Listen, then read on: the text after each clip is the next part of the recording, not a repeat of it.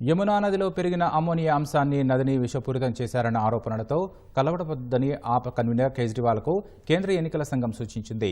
యమునా నదిని హర్యానా ప్రభుత్వం విషపూరితం చేస్తోందని కేజ్రీవాల్ చేసిన ఆరోపణలపై ఆధారాలతో సహా వివరణ ఇవ్వాలని ఆయనకు మరో అవకాశం ఇచ్చింది.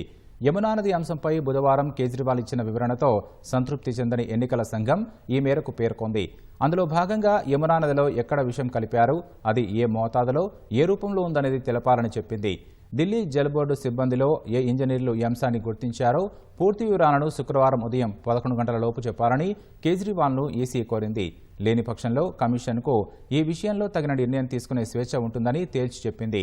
హర్యానా ప్రభుత్వంపై చేసిన ఆరోపణలపై 14 పేజీల లేఖతో బుధవారం ఎన్నికల సంఘానికి కేజ్రీవాల్ వివరణ ఇచ్చారు. హర్యానా నుంచి ఢిల్లీకి వస్తున్న యమునా నది జలాలు ఇటీవలి కాలంలో చాలా వరకు కలుషితమయ్యాయని, విషపూరితంగా ఉన్నాయని చెప్పారు. ఆ నీరు తాగితే మనుషుల ఆరోగ్యంపై తీవ్ర ప్రభావం పడుతుందని, మరణాలకు దారితీస్తుందని పేర్కొన్నారు. కేజ్రీవాల్ వివరణపై అసంతృప్తి వ్యక్తం చేసిన ఈసీ ఆధారాలతో సహా పూర్తి వివరాలు చెప్పాలని కోరింది.